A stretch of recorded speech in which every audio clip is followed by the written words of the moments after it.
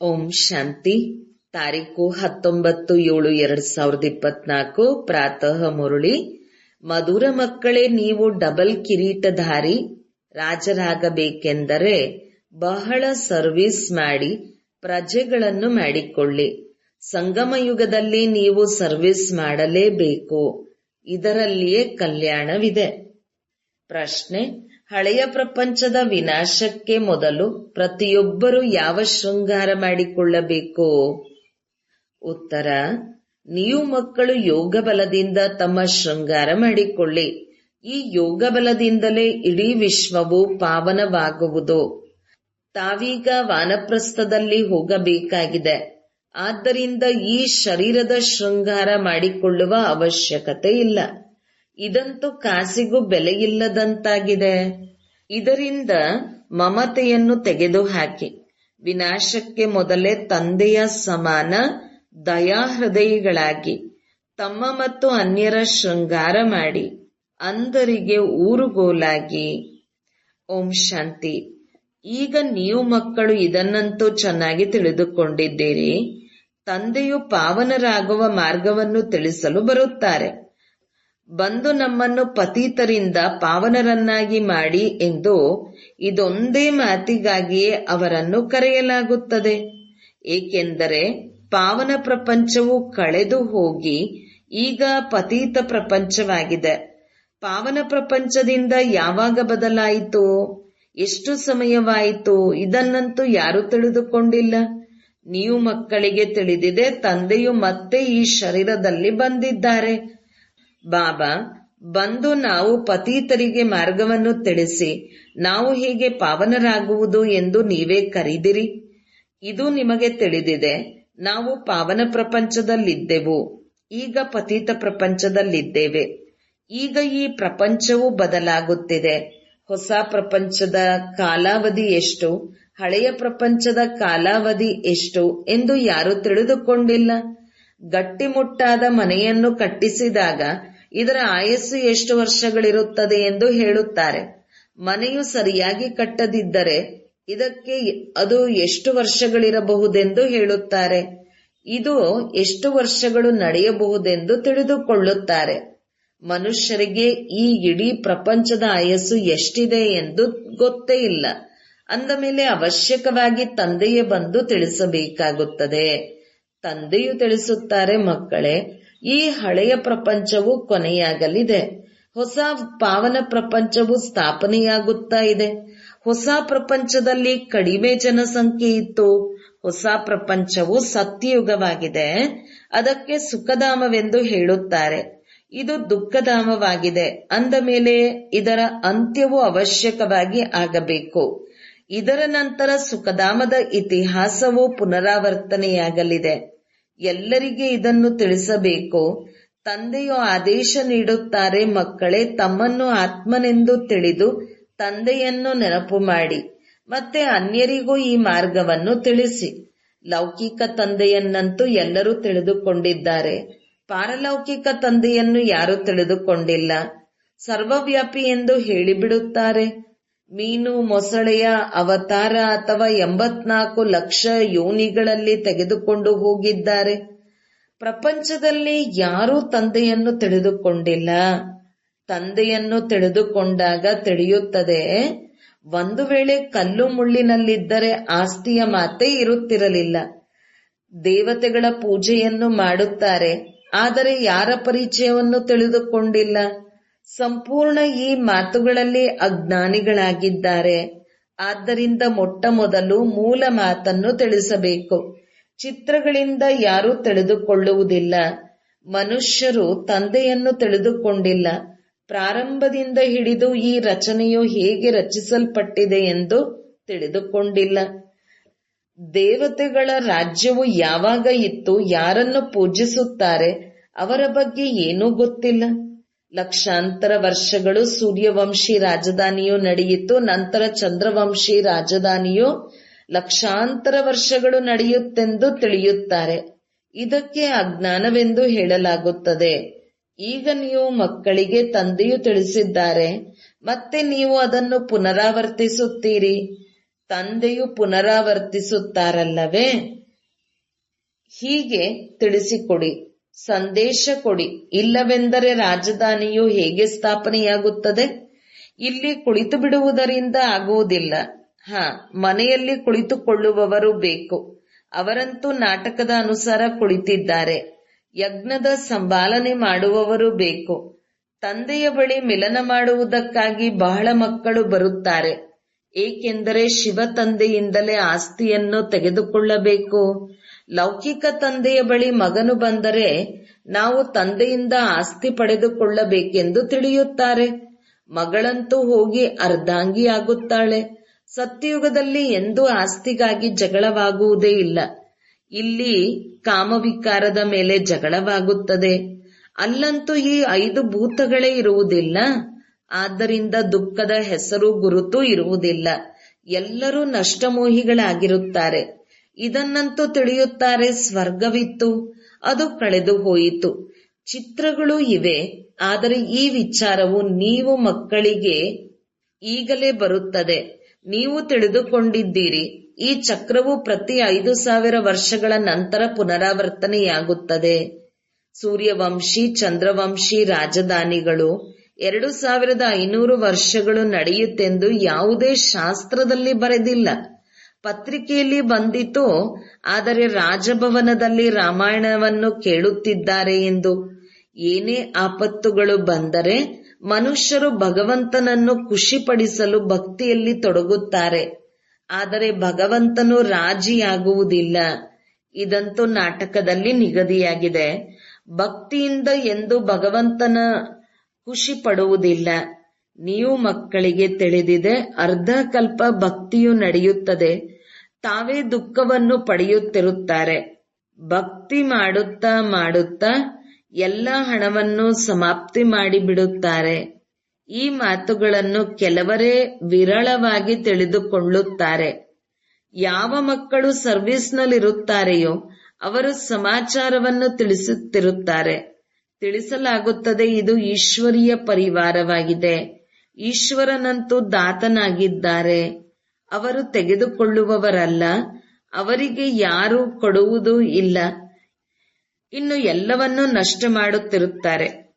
ತಂದೆಯು ನೀವು ಮಕ್ಕಳನ್ನು ಕೇಳುತ್ತಾರೆ, ಮಕ್ಕಳೇ, ನಿಮಗೆ ಎಷ್ಟೊಂದು ಹಣ ಕೊಟ್ಟೆನೋ, ನಿಮ್ಮನ್ನು ಸ್ವರ್ಗದ ಮಾಲೀಕರನ್ನಾಗಿ ಮಾಡಿದೆನು, ಮತ್ತೆ ಅದೆಲ್ಲವೂ ಎಲ್ಲಿಗೆ ಹೋಯಿತು? ಇಷ್ಟೊಂದು ಕಂಗಾಲರು ಹೇಗಾದಿರಿ? ಈಗ ನಾನು ಪುನಃ ಬಂದಿದ್ದೇನೆ. ನೀವು ಎಷ್ಟು ಪದಮಾಪದಂ ಭಾಗ್ಯವಂತರಾಗುತ್ತಿದ್ದೀರಿ. ಮನುಷ್ಯರಂತೂ ಈ ಮಾತುಗಳನ್ನು ತಿಳಿದುಕೊಂಡೇ ಇಲ್ಲ. ನಿಮಗೆ ಗೊತ್ತಿದೆ, ಈ ಹಳೆಯ ಪ್ರಪಂಚದಲ್ಲಿ ನಾವು ಇರಬಾರದು. ಇದಂತೂ ಸಮಾಪ್ತಿಯಾಗುವುದಿದೆ. ಮನುಷ್ಯರ ಬಳಿಯಲ್ಲಿ ಎಷ್ಟು ಹಣವಿದೆಯೋ ಅದು ಯಾರ ಕೈಯಲ್ಲಿಯೂ ಬರುವುದಿಲ್ಲ. ವಿನಾಶವಾದರೆ ಎಲ್ಲವೂ ಸಮಾಪ್ತಿಯಾಗಿ ಬಿಡುತ್ತದೆ. ಎಷ್ಟೊಂದು ಮೈಲಿಗಳಲ್ಲಿ ದೊಡ್ಡ ದೊಡ್ಡ ಕಟ್ಟಡಗಳು ನಿರ್ಮಾಣಗೊಂಡಿದೆ. ಬಹಳಷ್ಟು ಇವೆ. ಇದೆಲ್ಲವೂ ಸಮಾಪ್ತಿಯಾಗಿ ಬಿಡುತ್ತದೆ. ಏಕೆಂದರೆ ನೀವು ತಿಳಿದುಕೊಂಡಿದ್ದೀರಿ, ಯಾವಾಗ ನಮ್ಮ ರಾಜ್ಯವಿತ್ತೋ ಆಗ ಮತ್ಯಾರೂ ಇರಲಿಲ್ಲ. ಅಲ್ಲಿ ಅಪಾರ ಸುಖ ಸಂಪತ್ತು ಇತ್ತು. ನೀವು ಮುಂದೆ ಹೋದಂತೆ ಏನಾಗುತ್ತದೆ ಎಂದು ನೋಡುತ್ತಾ ಇರುತ್ತೀರಿ. ಅವರಲ್ಲಿ ಎಷ್ಟೊಂದು ಚಿನ್ನ, ಬೆಳ್ಳಿ, ನೋಟುಗಳು ಇತ್ಯಾದಿ ಇದೆಯೋ ಅದೆಲ್ಲ ಬಜೆಟ್ ಹೊರಗೆ ಬರುತ್ತದೆ. ಇಷ್ಟು ಆದಾಯವಿದೆ, ಇಷ್ಟು ಖರ್ಚಿದೆ ಎಂದು ಘೋಷಿಸುತ್ತಾರೆ. ಸಿಡಿಮದ್ದುಗಳಿಗೆ ಎಷ್ಟೊಂದು ಖರ್ಚಾಗಿದೆ. ಈಗ ಈ ಸಿಡಿಮದ್ದುಗಳಿಗಾಗಿ ಇಷ್ಟೊಂದು ಖರ್ಚು ಮಾಡುತ್ತಾರೆ. ಅದರಿಂದ ಏನೂ ಲಾಭವಿಲ್ಲ. ಇವು ಇಟ್ಟುಕೊಳ್ಳುವ ವಸ್ತುಗಳಂತೂ ಅಲ್ಲ. ಚಿನ್ನ ಮತ್ತು ಬೆಳ್ಳಿಯಂತೂ ಇಟ್ಟುಕೊಳ್ಳಬೇಕಾಗುತ್ತದೆ. ಪ್ರಪಂಚವು ಸ್ವರ್ಣಿಮಯುಗವಾಗಿದ್ದಾಗ ಚಿನ್ನದ ನಾಣ್ಯಗಳಿರುತ್ತದೆ. ತ್ರೇತಾಯುಗದಲ್ಲಿ ಬೆಳ್ಳಿಯ ನಾಣ್ಯಗಳಿರುತ್ತದೆ. ಅಲ್ಲಂತೂ ಅಪಾರವಿರುತ್ತದೆ. ನಂತರ ಕಡಿಮೆಯಾಗುತ್ತಾ ಬಂದಿದೆ. ಕಾಗದವಂತೂ ಕೆಲಸಕ್ಕೆ ಬರುವ ವಸ್ತುವಲ್ಲ. ಅಲ್ಲಂತೂ ಅಪಾರವಾಗಿರುತ್ತದೆ. ನಂತರ ಕಡಿಮೆಯಾಗುತ್ತಾ ಆಗುತ್ತಾ ಈಗ ನೋಡಿ ಏನು ಬಂದಿವೆ, ಕಾಗದದ ನೋಟುಗಳು. ವಿದೇಶದಲ್ಲಿಯೂ ಕಾಗದದ ನೋಟುಗಳು ಬಂದಿವೆ. ಕಾಗದವಂತೂ ಕೆಲಸಕ್ಕೆ ಬರುವ ವಸ್ತುವಲ್ಲ. ಬಾಕಿ ಇನ್ನೇನಿರುತ್ತದೆ? ಈ ದೊಡ್ಡ ದೊಡ್ಡ ಕಟ್ಟಡಗಳು ಸಮಾಪ್ತಿಯಾಗುತ್ತವೆ. ಆದ್ದರಿಂದ ತಂದೆಯು ತಿಳಿಸುತ್ತಾರೆ, ಮಧುರಾತಿ ಮಧುರ ಮಕ್ಕಳೇ, ಇದೆಲ್ಲವನ್ನ ನೋಡುತ್ತೀರಿ. ಇದೆಲ್ಲವನ್ನೂ ಇಲ್ಲವೆಂದು ತಿಳಿಯಿರಿ. ಇದೆಲ್ಲವೂ ಸಮಾಪ್ತಿಯಾಗುವುದಿದೆ.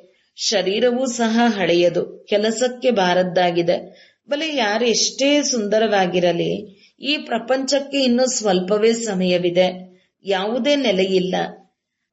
ಕುಳಿತಿದ್ದಂತೆಯೇ ಮನುಷ್ಯರಿಗೆ ಏನೇನೋ ಆಗಿಬಿಡುತ್ತದೆ.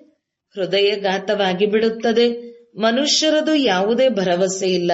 ಸತ್ಯಯುಗದಲ್ಲಿ ಈ ರೀತಿ ಇರುವುದಿಲ್ಲ. ಅಲ್ಲಂತೂ ಯೋಗ ಬಲದಿಂದ ಕಾಯವು ಕಲ್ಪತರು ಸಮಾನವಾಗಿರುತ್ತದೆ.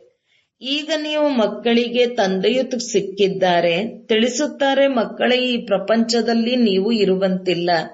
ಇದು ಚೀಚಿ ಪ್ರಪಂಚವಾಗಿದೆ. ಈಗ ಯೋಗ ಬಲದಿಂದ ತಮ್ಮ ಶೃಂಗಾರ ಮಾಡಿಕೊಳ್ಳಬೇಕು. ಸತ್ಯಯುಗದಲ್ಲಂತೂ ಮಕ್ಕಳು ಸಹ ಯೋಗ ಬಲದಿಂದ ಜನ್ಮ ಪಡೆಯುತ್ತಾರೆ. ಅಲ್ಲಿ ವಿಕಾರದ ಮಾತೇ ಇರುವುದಿಲ್ಲ. ಯೋಗ ಬಲದಿಂದ ನೀವು ಇಡೀ ವಿಶ್ವವನ್ನು ಪಾವನವನ್ನಾಗಿ ಮಾಡುತ್ತೀರೆಂದರೆ ಇನ್ನು ದೊಡ್ಡ ಮಾತೇನಿದೆ. ಈ ಮಾತುಗಳನ್ನು ಯಾರು ನಮ್ಮ ಮನೆಯವರಾಗಿರುವವರೋ ಅವರೇ ತಿಳಿದುಕೊಳ್ಳುತ್ತಾರೆ. ಉಳಿದವರೆಲ್ಲರೂ ಶಾಂತಿಧಾಮಕ್ಕೆ ಹೋಗಬೇಕು. ಅದು ಆತ್ಮಗಳ ಮನೆಯಾಗಿದೆ. ಆದರೂ ಮನುಷ್ಯರು ತಿಳಿದುಕೊಳ್ಳುವುದಿಲ್ಲ. ಒಂದು ಆತ್ಮವು ಹೋಗುತ್ತದೆ, ಇನ್ನೊಂದು ಬರುತ್ತಾ ಇರುತ್ತದೆ. ಸೃಷ್ಟಿಯು ವೃದ್ಧಿಯಾಗುತ್ತಾ ಹೊಂದುತ್ತಾ ಇರುತ್ತದೆ ಎಂದು ಅವರು ಹೇಳುತ್ತಾರೆ. ರಚಯಿತ ಮತ್ತು ರಚನೆಯನ್ನು ನೀವು ತಿಳಿದುಕೊಂಡಿದ್ದೀರಿ. ಆದ್ದರಿಂದ ಅನ್ಯರಿಗೂ ತಿಳಿಸುವ ಪ್ರಯತ್ನ ಮಾಡುತ್ತೀರಿ. ಇವರು ತಂದೆಯ ವಿದ್ಯಾರ್ಥಿಯಾಗಲಿ, ಎಲ್ಲವನ್ನೂ ತಿಳಿದುಕೊಳ್ಳಲಿ, ಖುಷಿಯಲ್ಲಿ ಬಂದು ಬಿಡಲೆಂದು ನೀವು ಅನ್ಯರಿಗೆ ತಿಳಿಸಿಕೊಡುತ್ತೀರಿ. ನಾವಂತೂ ಈಗ ಅಮರಲೋಕದಲ್ಲಿ ಹೋಗುತ್ತೇವೆ. ಅರ್ಧಕಲ್ಪ ಸುಳ್ಳು ಕಥೆಗಳನ್ನು ಕೇಳಿದ್ದೇವೆ. ಈಗಂತೂ ನಾವು ಅಮರಲೋಕದಲ್ಲಿ ಹೋಗುತ್ತೇವೆಂದು ಬಹಳ ಖುಷಿ ಇರಬೇಕು. ಈಗ ಮೃತ್ಯುಲೋಕದ ಅಂತ್ಯವಾಗಿದೆ. ಇಲ್ಲಿಂದ ನಾವು ಖುಷಿಯ ಖಜಾನೆಯನ್ನು ತುಂಬಿಕೊಂಡು ಹೋಗುತ್ತೇವೆ. ಅಂದ ಮೇಲೆ ಈ ಸಂಪಾದನೆಯನ್ನು ಸಂಪಾದಿಸುವುದರಲ್ಲಿ, ಜೋಳಿಗೆಯನ್ನು ತುಂಬಿಕೊಳ್ಳುವುದರಲ್ಲಿ ಒಳ್ಳೆಯ ರೀತಿಯಲ್ಲಿ ತೊಡಗಬೇಕು. ಸಮಯವನ್ನು ವ್ಯರ್ಥವಾಗಿ ಕಳೆಯಬಾರದು. ಈಗಂತೂ ನಾವು ಅನ್ಯರ ಸೇವೆ ಮಾಡಬೇಕು, ಜೋಳಿಗೆಯನ್ನು ತುಂಬಿಕೊಳ್ಳಬೇಕು. ಇಷ್ಟೇ ಸಾಕು. ದಯಾಹೃದಯಗಳು ಹೇಗಾಗುವುದೆಂದು ತಂದೆಯು ತಿಳಿಸಿಕೊಡುತ್ತಾರೆ. ಅಂದರಿಗೆ ಊರುಗೋಲಾಗಿ ಈ ಪ್ರಶ್ನೆಯನ್ನು ಯಾವುದೇ ಸನ್ಯಾಸಿಗಳು, ವಿದ್ವಾಂಸರು ಮೊದಲಾದವರು ಕೇಳಲು ಸಾಧ್ಯವಿಲ್ಲ. ಸ್ವರ್ಗವೆಲ್ಲಿದೆ, ನರಕವೆಲ್ಲಿರುತ್ತದೆ ಎಂದು ಪಾಪ ಅವರಿಗೇನು ಗೊತ್ತಿರುತ್ತದೆ? ಬಲೆ ಎಷ್ಟೇ ದೊಡ್ಡ ದೊಡ್ಡ ಸ್ಥಾನಮಾನವಿರಬಹುದು, ವಾಯು ಸೇನಾಧಿಕಾರಿ ಇರಬಹುದು, ಭೂ ಸೇನಾಧಿಕಾರಿ ಆಗಿರಬಹುದು. ಆದರೆ ಇವರೆಲ್ಲರೂ ನಿಮ್ಮ ಮುಂದೆ ಏನು? ನಿಮಗೆ ಗೊತ್ತಿದೆ, ಇನ್ನೂ ಸ್ವಲ್ಪ ಸಮಯವಿದೆ. ಸ್ವರ್ಗದ ಬಗ್ಗೆ ಯಾರಿಗೂ ಗೊತ್ತಿಲ್ಲ. ಈ ಸಮಯದಲ್ಲಿ ಎಲ್ಲಾ ಯುದ್ಧಗಳಲ್ಲಿಯೂ ನಡೆಯುತ್ತವೆ. ಅವರಿಗೆ ವಿಮಾನಗಳು ಅಥವಾ ಸೈನ್ಯ ಮೊದಲಾದ ಅವಶ್ಯಕತೆ ಇರುವುದಿಲ್ಲ. ಇವರೆಲ್ಲರೂ ಸಮಾಪ್ತಿಯಾಗುತ್ತಾರೆ. ಕೆಲವರು ಮನುಷ್ಯರು ಉಳಿಯುತ್ತಾರೆ. ಈ ವಿಮಾನಗಳು, ದೀಪಗಳು ಇತ್ಯಾದಿ ಇರುತ್ತದೆ. ಆದರೆ ಪ್ರಪಂಚವು ಬಹಳ ಚಿಕ್ಕದಾಗಿರುತ್ತದೆ. ಭಾರತವೇ ಇರುತ್ತದೆ. ಹೇಗೆ ಚಿಕ್ಕ ಮಾದರಿಯನ್ನು ಮಾಡುತ್ತಾರಲ್ಲವೇ, ಹಾಗೆಯೇ ಈ ಪ್ರಪಂಚವಿರುತ್ತದೆ. ಕೊನೆಗೂ ಮೃತ್ಯುವು ಯಾವಾಗ ಬರುವುದೆಂದು ಮತ್ಯಾರ ಬುದ್ಧಿಯಲ್ಲಿಯೂ ಇಲ್ಲ. ನಿಮಗೆ ತಿಳಿದಿದೆ, ಈಗ ಮೃತ್ಯು ಸಮ್ಮುಖದಲ್ಲಿ ನಿಂತಿದೆ. ನಾವು ಇಲ್ಲಿ ಕುಳಿತಿದ್ದಂತೆಯೇ ಬಾಂಬುಗಳನ್ನು ಎಸೆಯುತ್ತೇವೆಂದು ಅವರು ಹೇಳುತ್ತಾರೆ. ಹಾಗೂ ಎಲ್ಲಿ ಬೀಳುವುದೋ ಅಲ್ಲಿ ಎಲ್ಲರ ಸಮಾಪ್ತಿಯಾಗಿ ಬಿಡುತ್ತದೆ. ಯಾವುದೇ ಸೇನೆಯ ಅವಶ್ಯಕತೆ ಇಲ್ಲ. ಒಂದೊಂದು ವಿಮಾನವೂ ಸಹ ಕೋಟ್ಯಾಂತರ ರೂಪಾಯಿಗಳಷ್ಟು ಖರ್ಚನ್ನು ತಿಂದು ಬಿಡುತ್ತದೆ. ಎಲ್ಲರ ಬಳಿ ಎಷ್ಟೊಂದು ಚಿನ್ನವಿರುತ್ತದೆ. ಕೆಲವೊಂದು ಟನ್ಗಳಷ್ಟು ಚಿನ್ನ ಇರುತ್ತದೆ. ಅದೆಲ್ಲವೂ ಸಮುದ್ರದಲ್ಲಿ ಹೊರಟು ಹೋಗುತ್ತದೆ. ಇಡೀ ರಾವಣ ರಾಜ್ಯವು ಒಂದೇ ದ್ವೀಪವಾಗಿದೆ. ಎಣಿಸಲಾರದಷ್ಟು ಮನುಷ್ಯರಿದ್ದಾರೆ. ನೀವೆಲ್ಲರೂ ತಮ್ಮ ರಾಜ್ಯವನ್ನು ಸ್ಥಾಪನೆ ಮಾಡುತ್ತಿದ್ದೀರಿ. ಅಂದ ಮೇಲೆ ಸರ್ವಿಸ್ನಲ್ಲಿ ತತ್ಪರರಾಗಿರಬೇಕು. ಎಲ್ಲಿಯಾದರೂ ಬರಗಾಲ ಬಂದರೆ ನೋಡಿ ಹೇಗೆ ತತ್ಪರರಾಗಿ ಬಿಡುತ್ತಾರೆ. ಎಲ್ಲರಿಗೂ ಆಹಾರವನ್ನು ತಲುಪಿಸುವ ಸೇವೆಯಲ್ಲಿ ತೊಡಗುತ್ತಾರೆ. ನೀರು ಬರುತ್ತದೆ ಎಂದರೆ ಮೊದಲೇ ಓಡಲು ಪ್ರಾರಂಭಿಸುತ್ತಾರೆ. ಅಂದಾಗ ವಿಚಾರ ಮಾಡಿ, ಎಲ್ಲರೂ ಹೇಗೆ ಸಮಾಪ್ತಿಯಾಗಬಹುದು? ಸೃಷ್ಟಿಯ ಸುತ್ತಲೂ ಸಾಗರವಿದೆ. ವಿನಾಶವಾದರೆ ಎಲ್ಲವೂ ಜಲಮಯವಾಗಿ ಬಿಡುತ್ತದೆ, ನೀರೇ ನೀರು ತುಂಬಿ ಬಿಡುತ್ತದೆ. ಬುದ್ಧಿಯಲ್ಲಿರುತ್ತದೆ, ನಮ್ಮ ರಾಜ್ಯವಿದ್ದಾಗ ಈ ಬಾಂಬೆ, ಕರಾಚಿ ಯಾವುದೂ ಇರಲಿಲ್ಲ. ಕೊನೆಗೆ ಭಾರತವು ಎಷ್ಟು ಚಿಕ್ಕದಾಗಿರುತ್ತದೆ, ಅದು ಸಹ ಸಿಹಿ ನೀರಿನ ತೀರದಲ್ಲಿರುತ್ತದೆ. ಅಲ್ಲಿ ಬಾವಿ ಇತ್ಯಾದಿಗಳ ಅವಶ್ಯಕತೆ ಇರುವುದಿಲ್ಲ. ನೀರು ಬಹಳ ಸ್ವಚ್ಛ, ಕುಡಿಯಲು ಯೋಗ್ಯವಾಗಿರುತ್ತದೆ. ನದಿಗಳಲ್ಲಿ ಆಟಗಳನ್ನು ಆಡುತ್ತಾರೆ, ಅಲ್ಲಿ ಕೊಳಕಿನ ಮಾತಿಲ್ಲ. ಹೆಸರೇ ಆಗಿದೆ ಸ್ವರ್ಗ, ಅಮರಲೋಕ. ಹೆಸರನ್ನು ಕೇಳುತ್ತಿದ್ದಂತೆಯೇ ಬೇಗ ಬೇಗನೆ ತಂದೆಯಿಂದ ಪೂರ್ಣ ಆಸ್ತಿಯನ್ನು ಪಡೆಯಬೇಕೆಂದು ಮನಸ್ಸಾಗುತ್ತದೆ. ಓದಬೇಕು ಮತ್ತು ಓದಿಸಬೇಕು, ಎಲ್ಲರಿಗೆ ಸಂದೇಶ ಕೊಡಬೇಕೆಂದು ಬಯಕೆಯಾಗುತ್ತದೆ. ಕಲ್ಪದ ಹಿಂದೆ ಯಾರು ಆಸ್ತಿಯನ್ನು ಪಡೆದಿದ್ದರೋ ಅವರೇ ಪಡೆಯುತ್ತಾರೆ, ಪುರುಷಾರ್ಥ ಮಾಡುತ್ತಾರೆ. ಏಕೆಂದರೆ ಪಾಪ ಮನುಷ್ಯರು ತಂದೆಯನ್ನು ತಿಳಿದುಕೊಂಡಿಲ್ಲ. ತಂದೆಯು ತಿಳಿಸುತ್ತಾರೆ, ಪವಿತ್ರರಾಗಿ. ಪವಿತ್ರರಾದವರಿಗೆ ಅಂಗೈಯಲ್ಲಿ ಸ್ವರ್ಗ ಸಿಗುತ್ತದೆ. ಅಂದ ಮೇಲೆ ಅವರು ಏಕೆ ಪವಿತ್ರರಾಗುವುದಿಲ್ಲ ಹೇಳಿ? ನಮಗೆ ವಿಶ್ವದ ರಾಜ್ಯಭಾಗ್ಯವೇ ಸಿಗುತ್ತದೆ ಎಂದರೆ ನಾವೇಕೆ ಒಂದು ಜನ್ಮ ಪವಿತ್ರರಾಗಬಾರದು? ಭಗವಾನ್ ವಾಚ, ನಾವು ಈ ಅಂತಿಮ ಜನ್ಮದಲ್ಲಿ ಪವಿತ್ರರಾದರೆ 21 ಜನ್ಮಗಳಿಗಾಗಿ ಪವಿತ್ರ ಪ್ರಪಂಚಕ್ಕೆ ಮಾಲೀಕರಾಗುತ್ತೇವೆ. ಕೇವಲ ಒಂದು ಜನ್ಮದಲ್ಲಿ ಶ್ರೀಮತದಂತೆ ನಡೆಯಿರಿ. ರಕ್ಷಾಬಂಧನವೂ ಸಹ ಇದರ ಸಂಕೇತವಾಗಿದೆ. ಅಂದಾಗ ನಾವೇಕೆ ಪವಿತ್ರರಾಗಿರಲು ಸಾಧ್ಯ? ಬೇಹದ್ದಿನ ತಂದೆಯು ಗ್ಯಾರಂಟಿ ಕೊಡುತ್ತಾರೆ. ತಂದೆಯು ಭಾರತಕ್ಕೆ ಸ್ವರ್ಗದ ಆಸ್ತಿಯನ್ನು ಕೊಟ್ಟಿದ್ದರು, ಅದಕ್ಕೆ ಸುಖಧಾಮವೆಂದು ಹೇಳುತ್ತಾರೆ. ಅಲ್ಲಿ ಅಪಾರ ಸುಖವಿತ್ತು, ಇದು ದುಃಖಧಾಮವಾಗಿದೆ. ಯಾರಾದರೂ ದೊಡ್ಡವರೊಬ್ಬರಿಗೆ ನೀವು ಈ ರೀತಿ ತಿಳಿಸಿದರೆ ಎಲ್ಲರೂ ಕೇಳುತ್ತಾ ಇರುತ್ತಾರೆ. ಯೋಗದಲ್ಲಿದ್ದು ತಿಳಿಸಿದರೆ ಎಲ್ಲರಿಗೂ ಸಮಯವೇ ಮರೆತು ಹೋಗುತ್ತದೆ. ಅವರು ಏನನ್ನೂ ಹೇಳಲು ಸಾಧ್ಯವಾಗುವುದಿಲ್ಲ. 15-20 ನಿಮಿಷಗಳಿಗೆ ಬದಲು 1 ಗಂಟೆಯಾದರೂ ಕೇಳುತ್ತಲೇ ಇರುತ್ತಾರೆ. ಆದರೆ ನಿಮ್ಮಲ್ಲಿ ಆ ಶಕ್ತಿಯು ಬೇಕು. ದೇಹಾಭಿಮಾನ ಇರಬಾರದು. ಇಲ್ಲಂತೂ ಸೇವೆಯೇ ಸೇವೆಯನ್ನು ಮಾಡಬೇಕು, ಆಗಲೇ ಕಲ್ಯಾಣವಾಗುವುದು. ರಾಜರಾಗಬೇಕೆಂದರೆ ಪ್ರಜೆಗಳನ್ನು ಎಲ್ಲಿ ಮಾಡಿಕೊಂಡಿದ್ದೀರಿ? ತಂದೆಯು ಹಾಗೆಯೇ ತಲೆಯ ಮೇಲೆ ಕಿರೀಟವನ್ನಿಟ್ಟು ಬಿಡುತ್ತಾರೆಯೇ? ಪ್ರಜೆಗಳು ಡಬಲ್ ಕಿರೀಟಧಾರಿ ಆಗುತ್ತಾರೆಯೇ? ಡಬಲ್ ಕಿರೀಟಧಾರಿಗಳಾಗುವುದೇ ನಿಮ್ಮ ಗುರಿಯಾಗಿದೆ. ತಂದೆಯಂತೂ ಮಕ್ಕಳಿಗೆ ಉಲ್ಲಾಸವನ್ನು ತರಿಸುತ್ತಾರೆ. ಜನ್ಮ ಜನ್ಮಾಂತರದ ತಲೆಯ ಮೇಲಿರುವ ಪಾಪಗಳು ಯೋಗ ಬಲದಿಂದಲೇ ತುಂಡಾಗುತ್ತದೆ. ಬಾಕಿ ಈ ಜನ್ಮದಲ್ಲಿ ಏನು ಮಾಡಿದ್ದೀರೋ ಅದನ್ನೇ ನೀವೇ ತಿಳಿದುಕೊಳ್ಳಬಹುದಲ್ಲವೇ? ಪಾಪವನ್ನು ನಾಶ ಮಾಡಿಕೊಳ್ಳಲು ಯೋಗವನ್ನು ಕಲಿಸಲಾಗುತ್ತದೆ.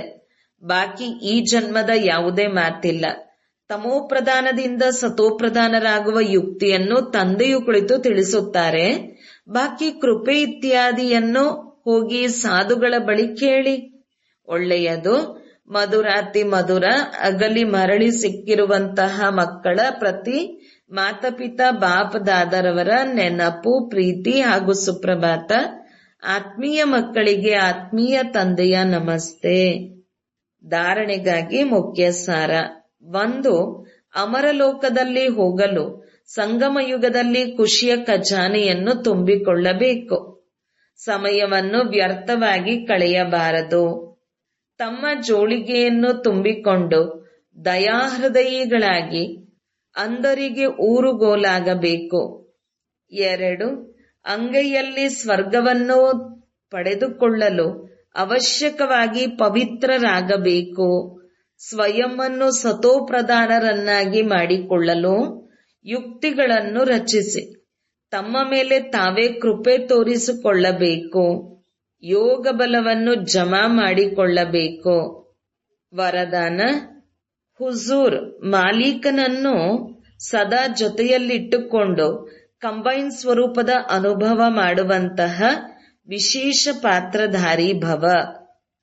ಮಕ್ಕಳು ಯಾವಾಗ ಹೃದಯದಿಂದ ಬಾಬಾ ಎಂದು ಹೇಳುತ್ತಾರೆ ಆಗ ದಿಲಾರಾಮ ಹಾಜಿರಾಗಿ ಬಿಡುತ್ತಾರೆ. ಇದಕ್ಕಾಗಿ ಹೇಳುತ್ತಾರೆ, ಹುಜೂರ್ ಹಾಜಿರ್ ಆಗಿದ್ದಾರೆ ಎಂದು. ಮತ್ತು ವಿಶೇಷ ಆತ್ಮಗಳಂತೂ ಸದಾ ಕಂಬೈನ್ಡ್ ಆಗೇ ಇರುತ್ತಾರೆ.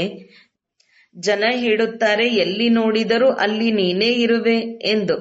ಮತ್ತು ಮಕ್ಕಳು ಹೇಳುತ್ತಾರೆ, ನಾವು ಏನೇ ಮಾಡುತ್ತೇವೆ, ಎಲ್ಲಿ ಹೋಗುತ್ತೇವೆ, ಅಲ್ಲಿ ತಂದೆ ಜೊತೆಯಲ್ಲಿಯೇ ಇರುತ್ತಾರೆ ಎಂದು ಹೇಳಲಾಗುತ್ತದೆ. ಮಾಡಿಸುವಂತಹವನು ಅಂದ ಮೇಲೆ ಮಾಡುವವನು ಮತ್ತು ಮಾಡಿಸುವವನು ಕಂಬೈನ್ಡ್ ಆಗಿ ಹೋದರು. ಇದೇ ಸ್ಮೃತಿಯಲ್ಲಿರುತ್ತಾ ಪಾತ್ರ ಅಭಿನಯಿಸುವಂತವರು ವಿಶೇಷ ಪಾತ್ರಧಾರಿಗಳಾಗಿ ಬಿಡುವರು. ಸ್ಲೋಗನ್: ಸ್ವಯಂ ತನ್ನನ್ನು ಈ ಹಳೆಯ ಪ್ರಪಂಚದಲ್ಲಿ ನಾನೊಬ್ಬ ಅತಿಥಿ ಎಂದು ತಿಳಿದುಕೊಳ್ಳಿ.